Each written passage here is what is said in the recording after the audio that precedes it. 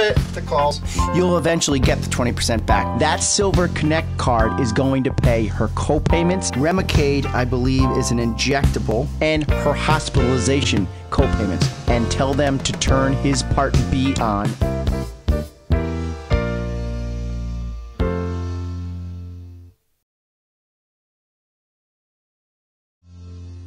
All right, okay. Producer Tom says time to rock and roll. And it's time to rock and roll. Today is February 27th. It's Wednesday. This is Medicare and You. I have senior helpers as a guest today in the studio, which is good. They're from Sandy Hook, so anything we can do to help Sandy Hook, we will do. Senior helpers is caring in-home companions. So I'm going to pretty much do my normal spiel for a few minutes today, and then I will turn the show over to them. I have Kostas, goes by Gus, Thanasoulis in the office, and I have Blair D. Foley in the office here at WATR and Medicare and You, Michael Regan Show.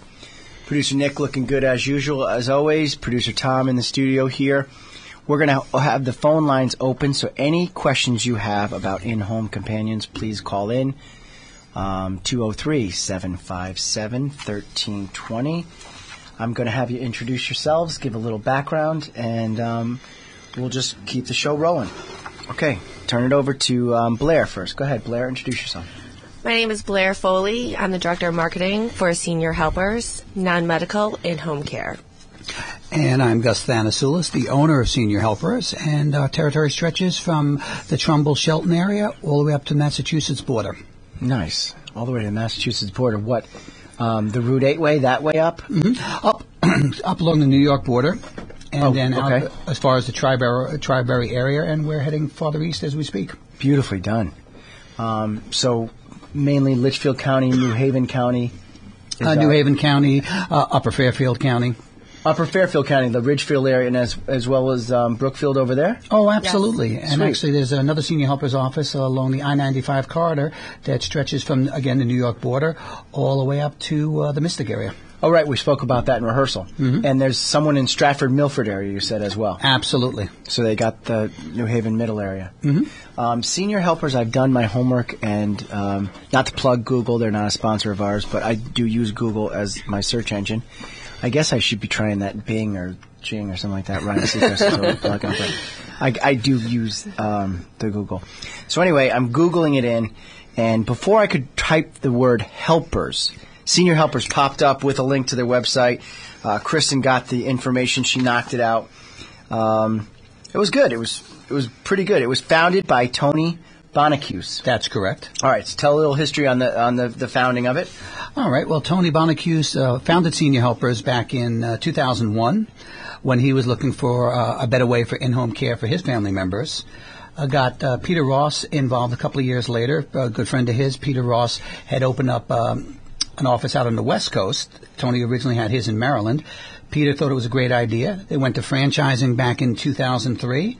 And been going strong ever since. And still, I believe, has a great vision for the future and a leader in the industry. And franchising, you said? Franchising. Right now, we're in 45 states plus Canada. I believe right now there's out over 400 franchisees at this point in the United States. Okay, so for those of you that are listening on WATR.com or that, I don't even know the name of the app. Tom Shute pushes it a lot in the morning. There's some iPhone app you can listen to as well. Producer Tom, you know the app's name? I want to say it's iHeartRadio. No, that's or TuneIn Radio. Yeah, TuneIn Radio. It's not iHeartRadio because I think that's the competition. Yeah. But anyway, any of those of you that are listening on the web, this is a national company.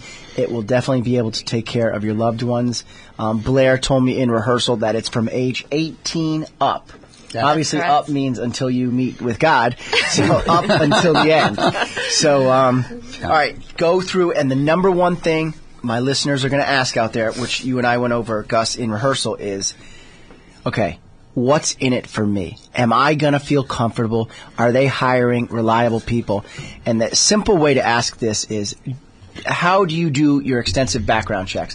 Because my listeners out there, about 40,000 strong now. Thank you very much for being faithful. But the listeners out there, they get a little hesitant. So the fact that you're national helped. The fact that you have a rockin' website really helped. It gave you credibility. You know everyone under the sun. I mean, I'm shooting off names in rehearsal. Like, oh, of course. Randy. Oh, yeah. Village East Farm. Apple Rehab. Yeah. So what's a typical employee coming for an interview? How do they get a job, and what entails getting hired? Okay, well, there's a screening process before we even bring in the person into the office. Okay. A few questions we ask. Number one, do you have paperwork that shows you can work in the United States? Of course. It must be a legal resident or citizen. For my company. No ifs, ands, or buts. Have to be over the age of 18 years of age. If they're showing themselves as a CNA, they have to have a CNA license. They have to have their own car. The car has to be insured because a big part of our business is transportation to and from appointments, whatever the appointments are. And they use their own vehicle? No, not really. It would depend. It's family's choice. All my caregivers can drive. We leave it up to the family because some family members would prefer the caregiver drive their car. So it's really up to the family. Right. So at the end of the day, the bottom line is we're in there helping the families, but the family still runs the show. It's still their home. We're guests in their home, helping them ensure their stability at home. They still run the show. Nicely put, guest. Really nice. Okay. Yeah, that's exactly what we are. We're guests in their home. If that happens, then we'll schedule them for an interview. We bring them in for an interview. And a lot of it for me is really getting to know the person. Because you don't want the same stock answers. I try to make my candidates feel very comfortable. I want to get a feel for their personality because that's what you're going to get when they go to the home. They're not going to get what you're going to see on a resume because it's all stock answers and everything else. I like to get a real feel for the person. For those that do make it through, and I think will be good representatives as senior helpers, then we go into the process. We do a full personal background, personal contacts. We do a full professional background check. Gus, this is a good time oldies show. Slow down a little bit. Oh, okay. All right, slow it down. Thanks, buddy. we do a full professional background check. If all that comes back good, then we do a criminal background check. We have a company that I won't mention on the air, but a company that is specializing in that area that we've been with for now. Me personally, been with for 5 years now. They run a background check. Criminal background check. Extensive criminal background check. See, that's important out there, listeners. You're going to be taken care of safely. Couldn't run my business without it. And then if all that comes back and everything looks good, it may sound crazy to you and the listeners out there, but I do what I call a gut check. And my gut check takes about 2 seconds. I say, would I put this person in to care for my mom? That's the most important check. If I can't answer in a second and a half, 2 seconds that I'd be comfortable putting them with my mom, I'll be darned if I'm putting them with someone else's loved one. And I tell you, that's really served us well. No, that's smart. I say that all the time when I'm selling insurance. What if this was my mom at the kitchen table? Or is this person telling the truth? Are they going to be honest? Mm-hmm. You don't want them rummaging through the person's jewelry box or something like that. It's exactly something right. You need to have trust. And obviously, you have a great agency. I thank you. Walk me through a typical client. The client calls up, just go ahead, you take it. I'll walk you through our procedure, but there is no such thing as a typical client where Senior Helpers is concerned. Because we don't look to plug anybody into our criteria. We go the opposite way. We're there for whatever the client needs. Okay. And I can tell you, with all my clients I have out there, I don't think there's two that I can say are really alike.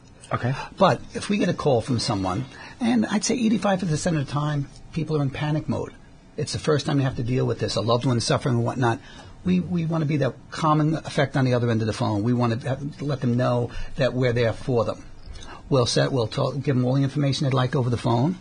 We'll set up a free in-home assessment, and free means exactly that, no strings attached. We'll go out to the home, spend as much time as necessary, and I like to do it. Let's say if someone needs help for mom.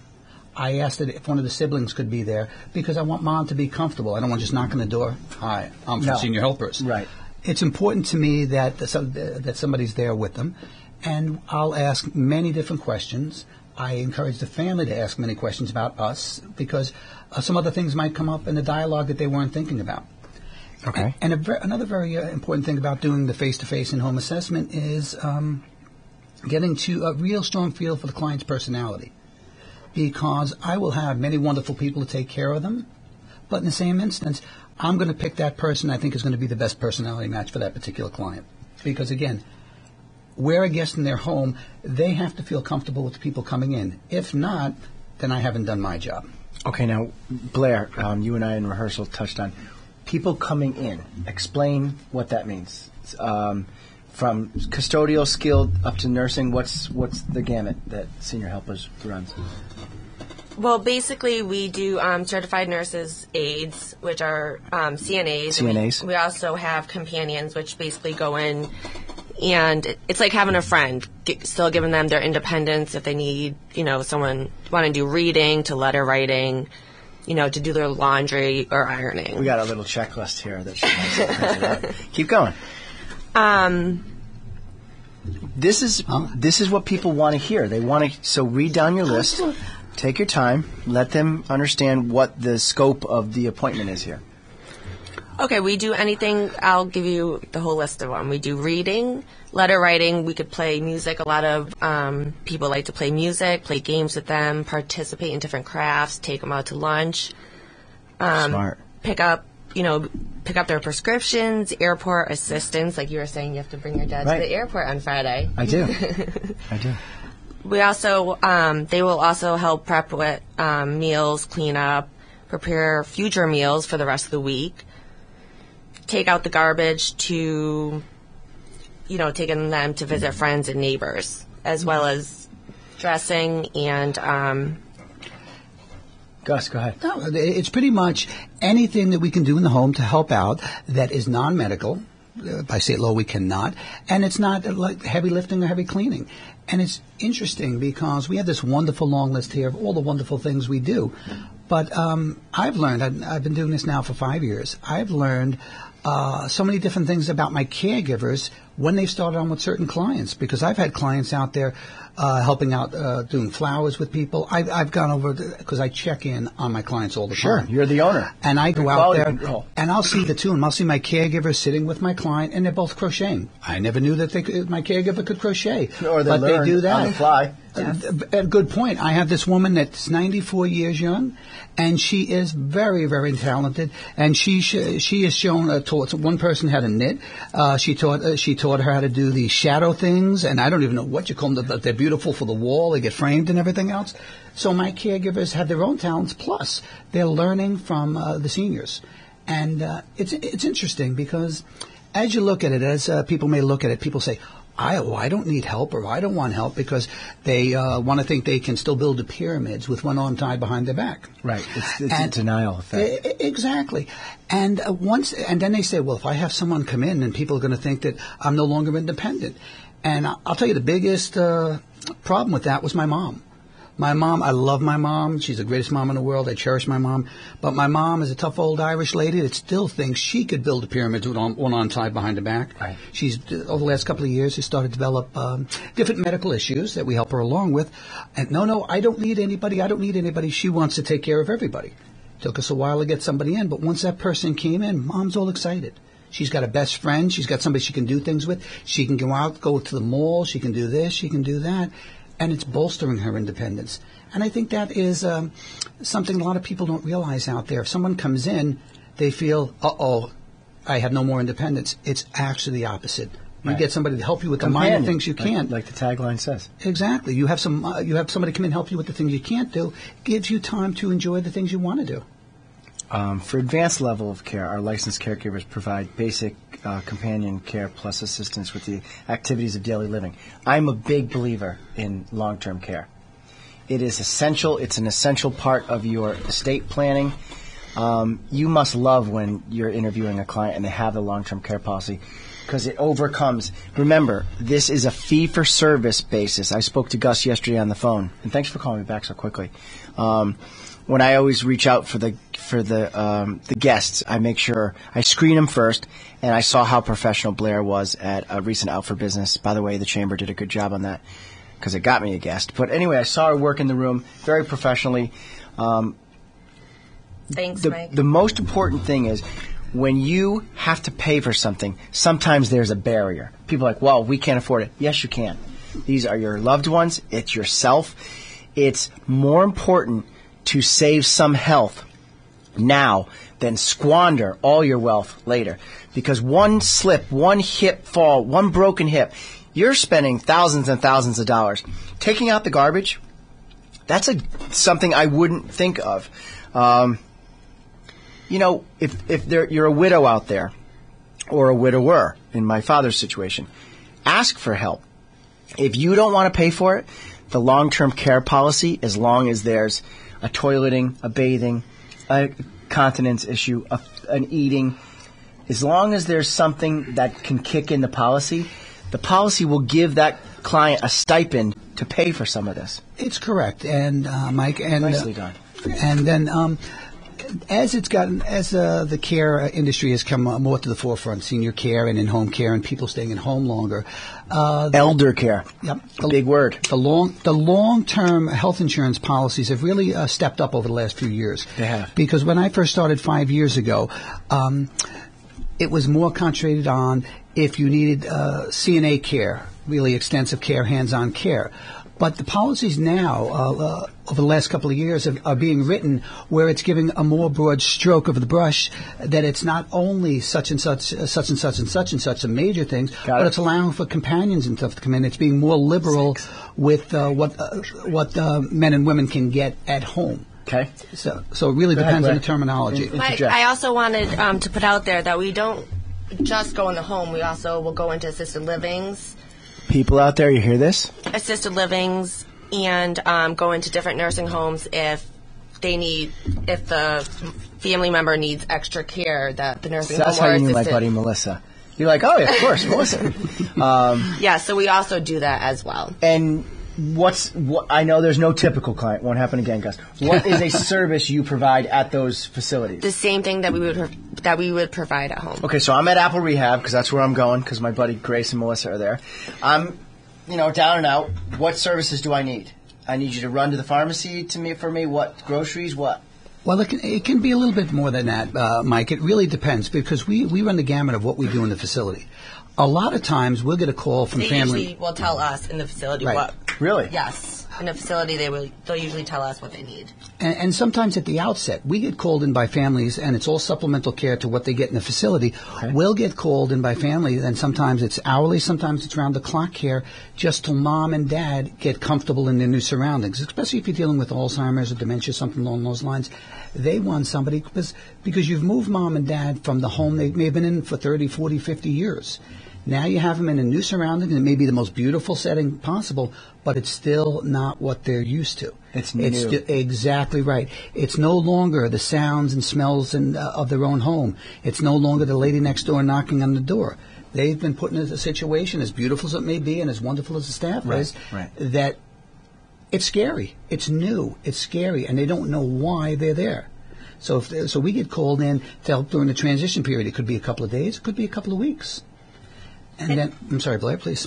We do anything from 2 hours of service to 24/7 to live-ins as well. Really? Yes. 24/7 live-in, absolutely, and everything in between. Okay, well, now here's the question that is on your minds out there, and I don't know why you're not calling in because you know you need this service. 203-757-1320. What's a cost? A companion hourly runs... It's kind of hard to say because every client is different. Sure. So it runs between $18.50 to $20.25 That's per really hour. affordable. That's unbelievable. That's that for a doesn't companion. even, who pays for the gas? For what? For the vehicle. If we're going on behalf of the client and the caregiver uses their vehicle, we reimburse them 51 cents a mile, which is state mandate, and that's passed on to the client. If we use the client's vehicle, there is no charge. That's phenomenal. At $20, I mean, that's I don't know how you cut it so low with the quality of care you're providing, but if you can't afford $20 an hour, then you shouldn't be getting groceries. I mean, stop spending money on frivolous bingo and take care of yourself more. Get out. I loved this one. Mind-stimulating games. That is the reason I got my father the iPhone. Absolutely. because I don't want him just sitting there with the TV on. Unfortunately, Yankee season's coming, so it's all hell's going to break loose. Excuse me, Barbara. All heck's going to break loose. Now. I'm a Met fan. So we've already got a problem here. All right, a little fight in here. But anyway, I'm like, what do you mean you watch the doubleheader all day? He doesn't really leave the house. So the companion, I'm going to definitely look into this. Mind stimulating would be good. Absolutely. Can we backtrack a little, Mike? Take your time. It's your show. If you don't mind. Hold on. We're going to take a commercial break and then come back. Backtrack in about 40 seconds. We have got sponsors to plug. We'll be back, Medicare and You.